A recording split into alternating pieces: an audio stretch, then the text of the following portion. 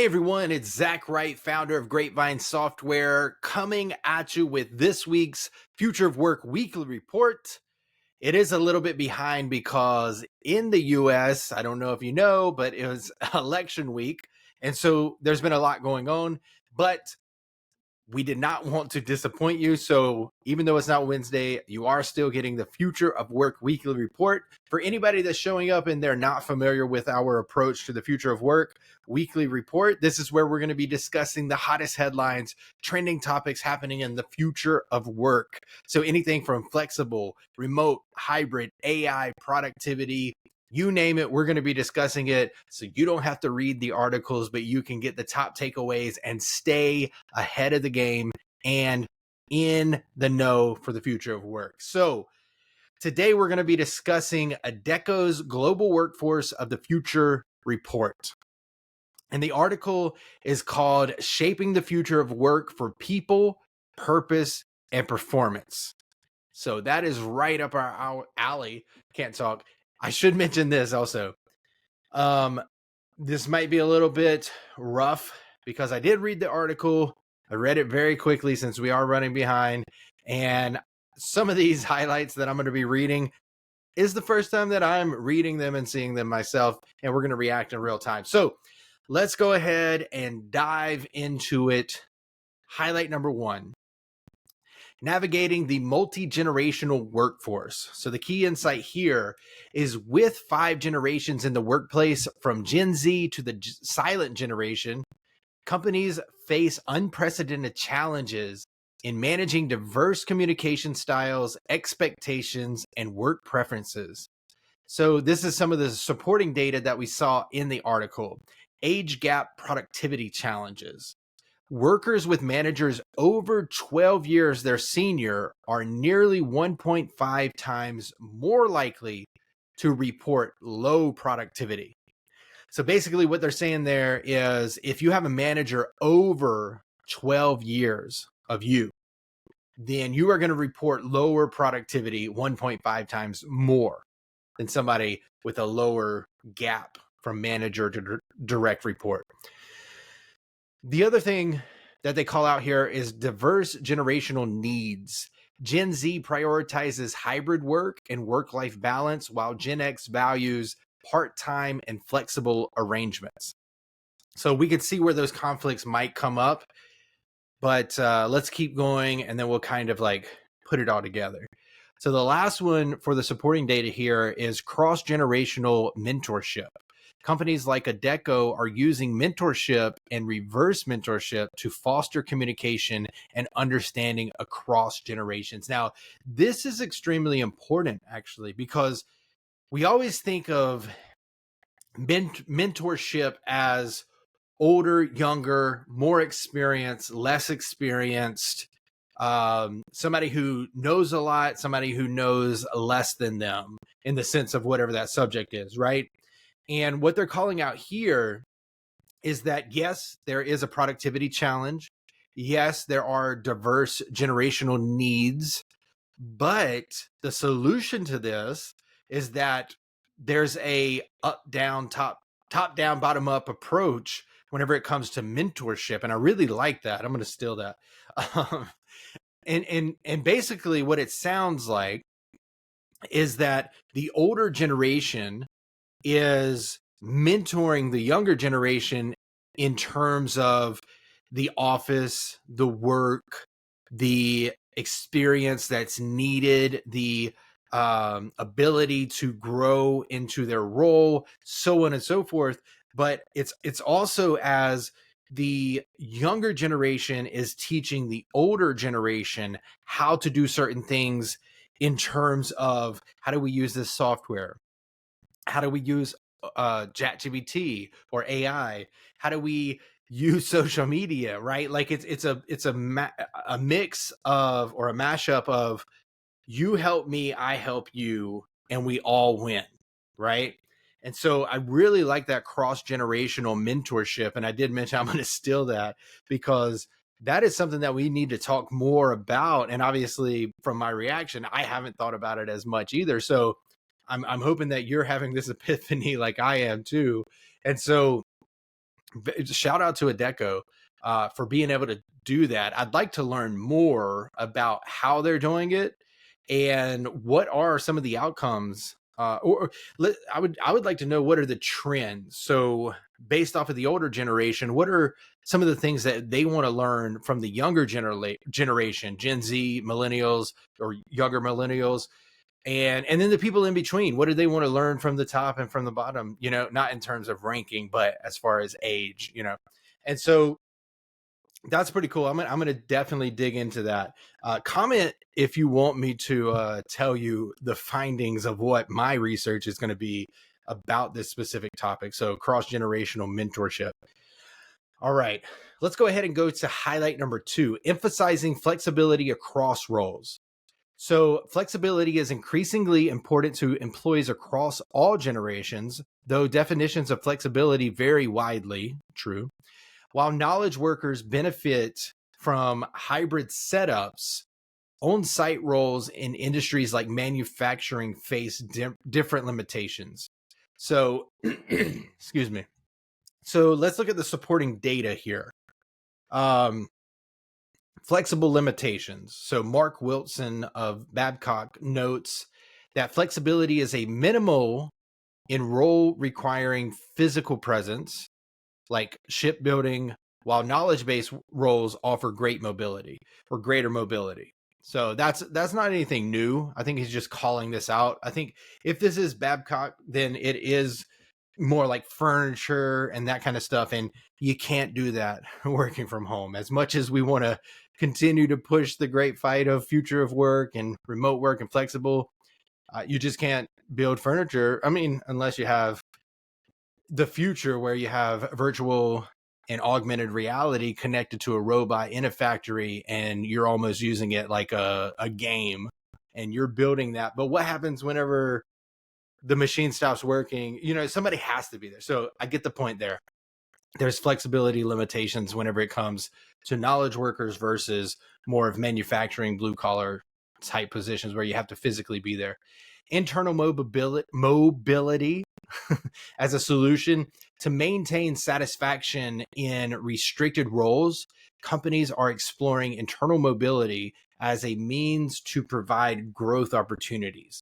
So I wonder what this actually means, because I'm trying to connect it to what we read, and I don't, because they're talking about mobility, but then they're saying exploring internal mobility as a means to provide growth opportunities. So I don't know if they mean mobility as in walking across the floor, or if they mean mobility as in you can start at an entry-level position on the factory line, but then you can become a team lead, then you can become a manager, then you can become a supervisor, then you can become...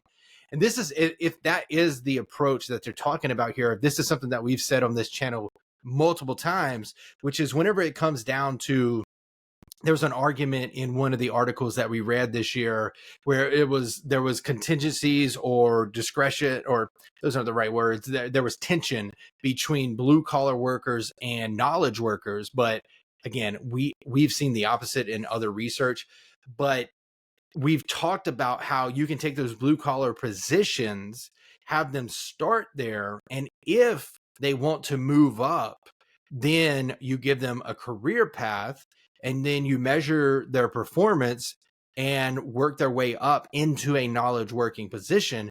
And that's going to do a few things. One, it's going to make your retention become longer in your organization, because people are going to be or people are going to want to stay there because you're showing them a path of growth, which is one of the contributing factors to motivation, satisfaction, and productivity in a position, according to the job characteristics model by Hackman and Oldham, based out of 1976. Check it out if you don't know what I'm talking about. Okay, so that was highlight number 2, emphasizing flexibility across remote or across roles. And then highlight number 3, purpose and meaning in the workplace. Key insights here. So purpose-driven work is a critical factor in job satisfaction, with a significant percentage of employees considering job changes if they don't find their work meaningful. leaders are now tasked with authentically promoting company values and creating a sense of purpose. This is so amazing because everything that they're talking about is something that can be done in Grapevine, right? We have an entire page or section in our platform called About Us. And it's not like an About Us as your website, but it's about us. Like, what is our purpose? What is our vision? What is our mission? And what are our core values? And in the vision section, you have a place for a video where you can put a video of your founder or your CEO talking about the importance of what you do at that company, or you could go in there and do a marketing video that you have that discusses why we come to work every single day. And then on the back end, you have to be able, as a manager, you have to be able to attach that to how you manage your employees, right? Because I think a lot of leaders and managers will take the time during onboarding or during recruitment and tell them, this is our story. This is why we're here today.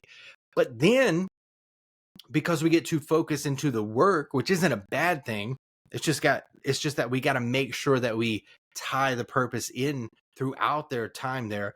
But we get too caught up in the work and we forget to continue to connect that employee to the purpose of the company. So the work that is done in between is more meaningful, and it provides them with a purpose of coming to work every single day and being a part of that company.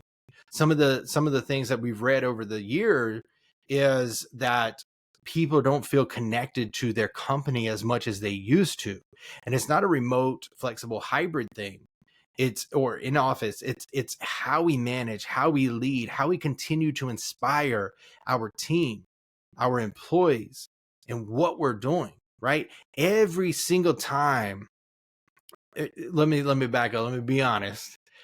Almost every single time that I talk to our team, we have development meetings on Monday and Thursday.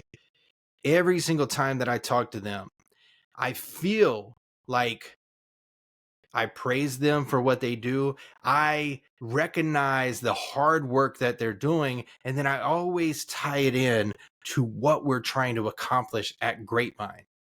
And just so you know, is each thing that we build, each thing that we choose to build, whether it's our vision, whether it's from a customer feedback, whether it's an idea from the team, we always circle back to like the reason that we're building Grapevine virtual office platform is because we have not seen a tool like what we're building do what we do in the most simplistic format, which is centralize communication and information into one tool to give distributed teams a place and source to call truth, or a place to have a source of truth. And so when we tap into that and we think about how what we're building can really improve work, not just from the workflows or what we're going to be able to do in our platform, but also the human element of it, the employee experience element, the engagement aspect of it, and connecting people from across the globe, no matter where they work, to be able to understand who people are, to be able to understand what we're doing as a company, and to be able to do all of that in one system, right? So, okay, I digress a little bit. All right, let's look at the supporting data here for highlight number 3, purpose and meaning in the workplace. Job satisfaction and purpose. 20% of employees are seeking new opportunities within the next 12 months, largely because they don't feel their work is meaningful. Now, there's a couple of things that you can do here for your employees, right? And we might be touching on it in this next call out. So let me go ahead and read that, and then we'll talk about job crafting. So the next call out here in the supporting data is leadership's role and purpose. Effective leaders foster an environment where purpose is embedded in everyday work, supporting a culture where employees feel their roles are valued. And so I honestly think that there's a couple of things that they're calling out, blending them together, but they're actually separate that need to be tied together but remain separately. So what they're talking about here is that a large part of employees don't feel like their work is meaningful, right? So that could be that the company isn't doing anything that is actually meaningful, that they can connect their own personal purpose to, which is maybe a larger problem. But there is something called job crafting, right? And I think it's from Amy Edmondson. And one of the examples that she gives and that I like to use is this is a study that she conducted. She went into a hospital and she interviewed the janitors. So the people that would come in and clean up the patients' rooms and keep everything. In some cases, they might organize and all that kind of stuff. And she asked two people doing the same job in the same hospital, what did they do? And one said, oh, they're a janitor. They clean up the rooms of the patients, which is what you would expect, right? And then the other one said, I save lives. Now, on the surface, we might look at that and think like, does she really? But the way that she crafted her own job is that she tied in the purpose to her purpose. And so what she did was, whenever she says that she saves lives, she gave an example of a patient that was in a coma. And there were pictures on the wall.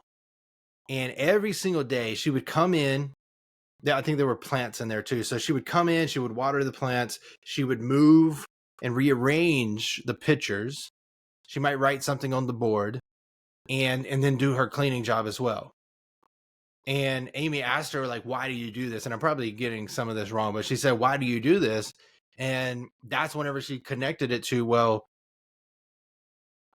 I am doing something for the patient to make their lives better.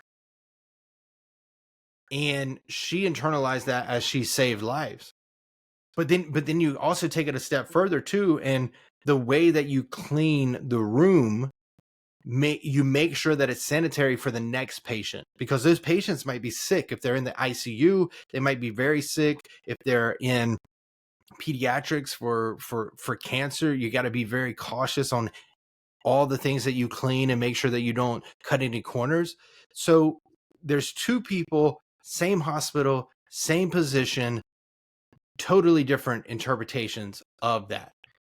And as a leader, to tap into the second part, as a leader, your role in a sense is to, yes, you want to set the expectations. You want to make sure that the employee understands what it is that they have to do, when they have to do it. If they need to go, if they want to go get a promotion, then you need to work with them on that. But the other part of leadership that I think is often overlooked is that part saying that I have to help my employees understand what is it that we do, why do we do it, and why is your role important. And I think that's something that we overlook, because for the longest time we have had managers rise up the rankings by being able to put down people, to be loud, to say if you don't get your work done, then you're going to be fired, that kind of stuff. And they don't think about the connection of tapping into the purpose, teaching them what job crafting is, helping them see how their personal purpose connects to the purpose of the company, and really create that motivation. Right? All right. So this is the last one. It's highlight number 4, which is communication styles across generations. So the key insight is communication differences across generations remain a challenge, with many organizations still struggling to address these variations effectively. So the supporting data is communication differences or different generations preferred varied communication styles, and few organizations feel they have fully optimized their approach. Then we go into real-time engagement. Companies like Tesco have developed real-time communication platforms boasting high engagement levels and fostering interactions across generational lines. I was reading this article, and it's so funny because one of the things that they call out here, and I'm looking at the article over here now. So it says Tesco has developed a two-way communication platform that enables colleagues to engage with the business and each other in real time using video posts and local level interactions. The internal channel boost an impressive net promoter score NPS of 31, higher than that of Instagram and Facebook, and have been a transformation for Tesco. With over 200,000 colleagues using the platform, it has become a crucial engagement tool across the organization. I wanted to read that full thing because it sounds like what they have developed internally for their own company is what we have made available for every single organization out there, probably for a cheaper cost too. And so if you're looking for ways to overcome what we're talking about today, it might be time to reach out to us or sign up for our 30 days free. And just so you know, you get free onboarding as a part of that. So take advantage of that. But I wanted to do that because I wanted to say those things and read it word for word, because they're seeing a net promoter score of 31, higher of Instagram and Facebook, and it's been transformational and crucial for engagement in their organization. And so if you like the sound of that, then you might like using Grapevine. So selfish plug over. Okay. Let's just summarize what we've talked about, right? So managing a multi-generational workforce requires flexibility, effective communication, and purpose-driven leadership. The second thing is companies need innovative solutions to foster inclusion and belonging in diverse workforces, particularly in a hybrid world. And then lastly, flexibility is essential across generations, but companies must adapt to both knowledge-based and on-site roles to maintain satisfaction and productivity. It all comes down to speaking with your employees. It all comes down to making sure that the leaders that you put in leadership positions know how to lead. And even if they're leaders of 20 plus years, make sure that they know how to lead remotely or in a flexible environment if that's something that they're not used to. Because we see that no matter what, if there's a 12 plus year gap, then productivity is already going to be a little bit lower because there's probably just some misinterpretations, misunderstandings just happening already. So go ahead and focus on how you approach this in the long term and reap the benefit. All of these things. I was talking to somebody the other day, it might have been today. It's been a long week. I was talking to somebody today, and they were mentioning that the communication aspect of speaking to this one person and just tapping in to get them to do something was very, very difficult. And it just all comes down to communication and being able to better understand one another, right? The better that we understand one another, the better we can work together. The better that you understand the purpose of your company, the better that employees can attach that to their own personal purpose. And the more that they find meaning in the work that they do, the longer that they're going to last at your company and the more productive that they're going to be. So do not take advantage of what is out there today, like Grapevine. That was promise that wasn't a selfish plug. But okay, I'm going to go ahead and wrap this up.